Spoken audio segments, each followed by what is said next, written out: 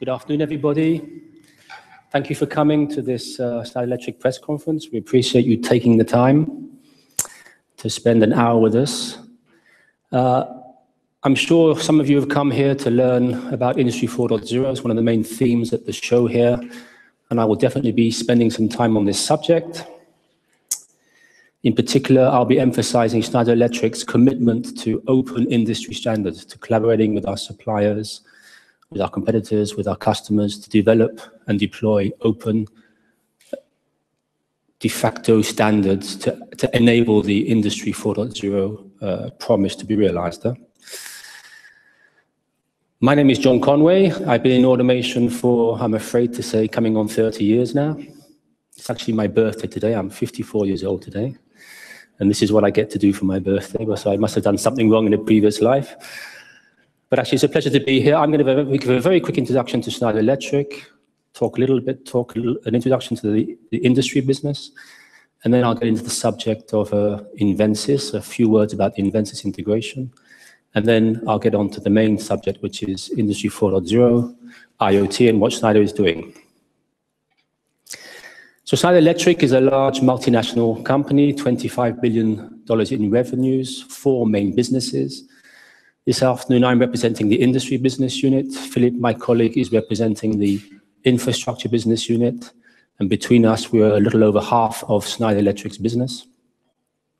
When I say industry, I mean automation and control. That's our business. We are a global player in the automation business. We have revenues of 5.6 billion euros. And we essentially have 1/3 of our business is systems and solutions, 2/3 is products. It's about the right mix, I believe, for our business.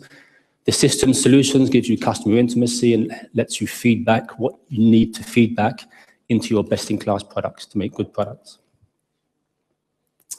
We're in multiple segments, everything from heavy oil and gas process, continuous process control, through to discrete manufacturing, machine builders, packaging, food and beverage industry, etc.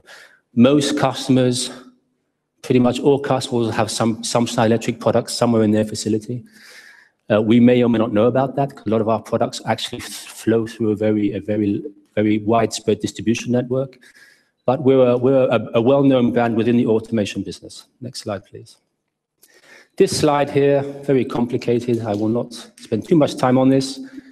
It essentially has 2 axes, a horizontal axis. We have products right from the level 1 field device level, instrumentation, push buttons, contactors. Level 2 at the control level, programmable logic controllers, etc.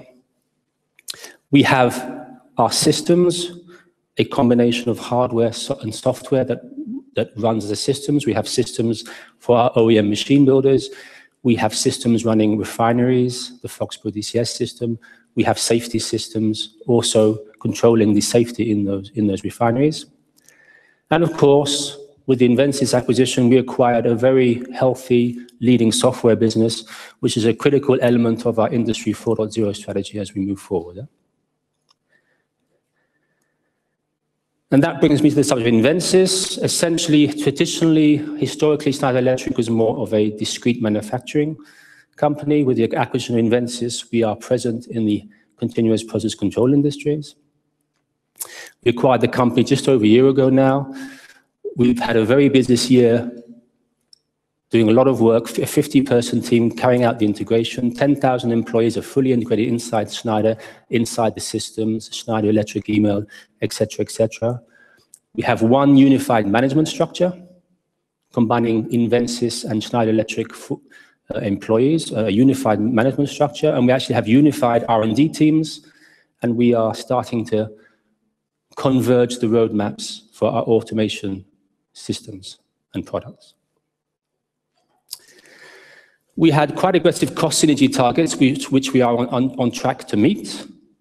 And now we are starting to see revenue synergies. And I'll just give you one example here of this is the Reliance Jamnagar refinery in India. I apologize for the pronunciation. I'm sure it's wrong. It's the largest refinery in the world, in fact, and Invensys was the supplier of the DCS and Triconic safety systems. And we leveraged the Invensys trusted advisor relationship to convince Reliance on the next phase of the refinery extension to use Schneider Electric low voltage and medium voltage equipment. So a very good example of the two companies coming together, automation and control. The trends, industry trends, the medium to long-term outlook for automation is very good. There's many things that are driving that. These are the main ones.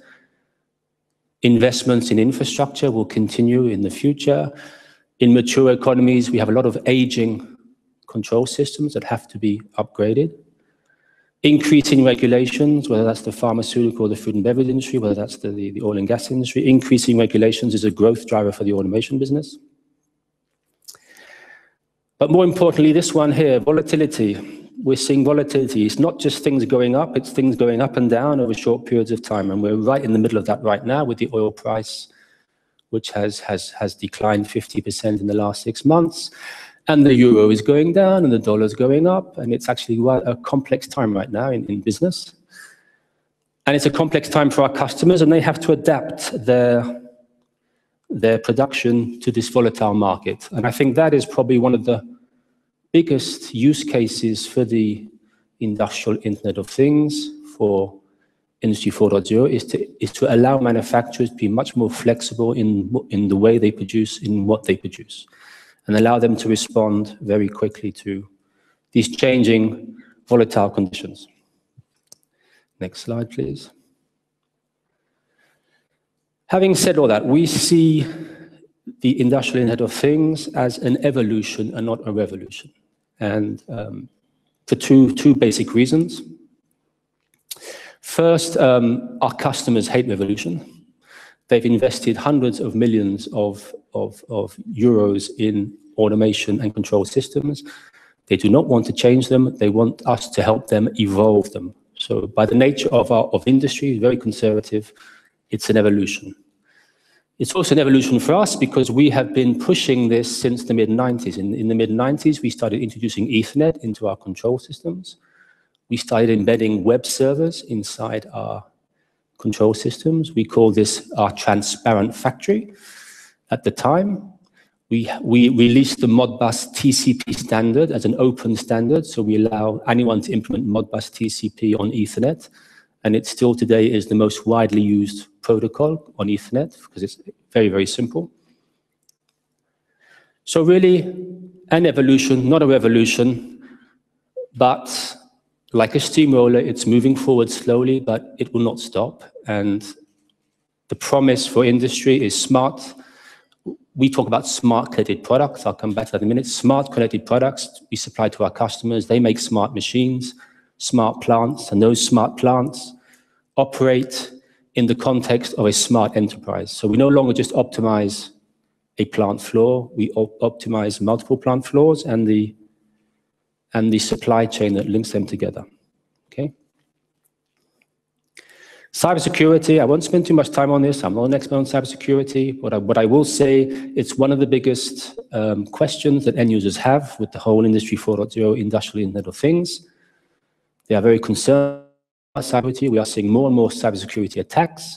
So as suppliers, we have to reassure our end users and address this properly. You have to address it in your design process. It's not something you add on at the end. You must address it up front.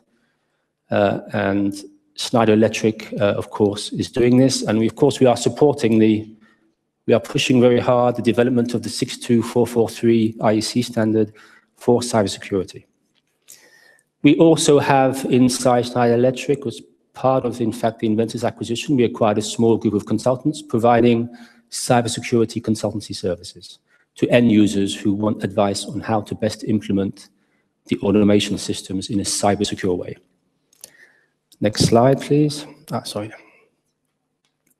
So, this slide, two messages on this slide. I've already touched on this message, Internet of Things, a pioneer. I've mentioned we've been working on this since the mid-90s. But the message here is not to say this is Schneider, we're a leader. That's not the message. The message here is that Schneider Electric is committed to open industry standards. And we have been since the mid-90s, pushing very hard for the industry to develop and implement open standards, because that's the way that we can get on with our real business of providing value to customers. And one of the challenges of Industry 4.0 and industrial Internet of Things is there are still some standards that have to be developed. When the car body comes down a production line and shows up at the paint shop and says, "Paint me red, please," that exchange, "paint me red," we can hard code that today, that's not a problem. But if we want to develop a standard, an interoperable standard, that exchange of "paint me red, please" has to be standardized. And there's things like that are still missing today. And again, Schneider Electric, we are fully behind, and we will collaborate with our customers, with our competitors, to put in place those standards. So stay on that slide again, please, Marie. Go back. It's okay. Now, the good news is we're not waiting for standards to arrive. There's lots of things we are doing in this area today. Now, when I talk about the industrial Internet of Things, there's the notion of Internet, there's the notion of the things. And when we talk about things, we talk about smart connected products. Essentially, electronics, embedded electronics, getting cheaper, more powerful. It's becoming very simple and straightforward to embed electronics in field devices. And essentially, the intelligence is being distributed more and more into these smart connected products, okay? And that's a key area of development for our best-in-class product business. We call it innovation for simplicity. We innovate to make things easier for our customers. Here are a few examples that you can see on our stand if you have time to visit us. Dynamic QR codes, very simple idea. When for example, a variable speed drive stops on a production facility, quite often you'll get some obscure error code on the screen and you'll have to go find the documentation to figure out what to do. With this dynamic QR code, the operator shows up, he flashes the code with his smartphone, with his tablet, and he can be connected directly to either to an expert in our customer care center, or he can go straight to the page in the documentation that tells him how to recover from the problem. So a very simple example of these modern technologies that allow us to reduce, in this case, reduce downtime of a process drive. Mobile apps using smartphones and tablets, very useful in commissioning to actually quickly connect to devices, see the status of the device, perhaps change something on the fly. Very good for operations, very, very practical, simple things. Wireless and less wire, that's a complex subject, wireless, but in simple terms, when you install an automation system, the biggest cost is the installation cost, running wires, running cable tray. You will never eliminate that completely, but you can reduce it, and you can make things more simple. And that's a big focus for our best-in-class product business. And finally, embedded intelligence. Again, the example here is, I use the example of our drives. We are embedding inside the drive, for example, we can embed the pump curve inside the drive. And what this means is we can monitor where the drive is running on the pump curve.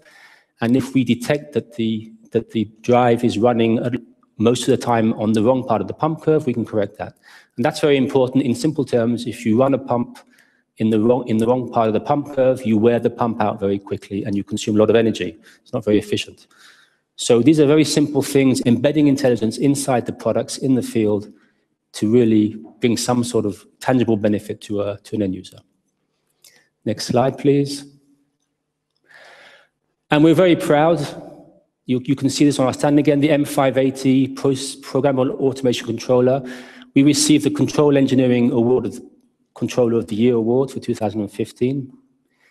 What we've done with this controller, it's the culmination of our 15 years of work on Ethernet. We actually have Ethernet embedded in the backplane of the controller.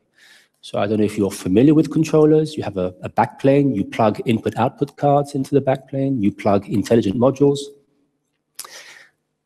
That backplane is Ethernet, okay? What that means is our customers, our partners, they can actually develop their own modules and plug them into that Ethernet backplane. Because it's Ethernet, it's an industry standard that everyone understands. And while the actual requirements of Industry 4.0 are not fully clear today, we're Industry 4.0 ready, and we can develop very simply, our partners can develop modules to integrate inside an Industry 4.0 architecture. Next slide, please. I won't spend much time on this slide. I've kind of covered most of these points. You'll get a copy of the deck afterwards. It's just a few examples of the different things we're doing inside a drive. And at the end of the day, it's about improving production efficiency. Next slide.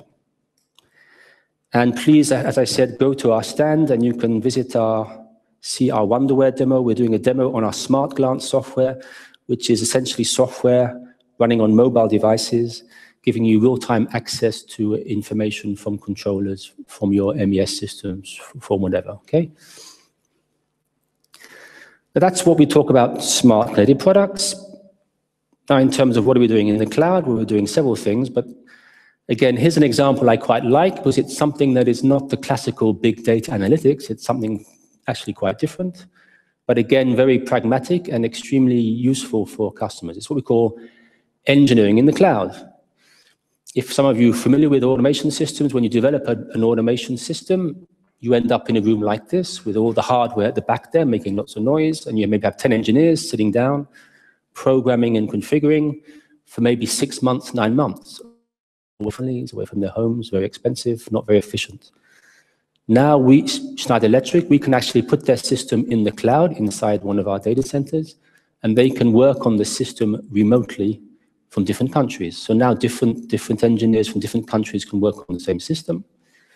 They can do more thorough and more complete testing. And as well as reducing the cost of configuring the system, the real benefit is when the system finally ships to site, it's of a higher quality level, and the commissioning is much quicker. So we actually shorten the commissioning time of a large, complex automation system by using the cloud. Next slide, please.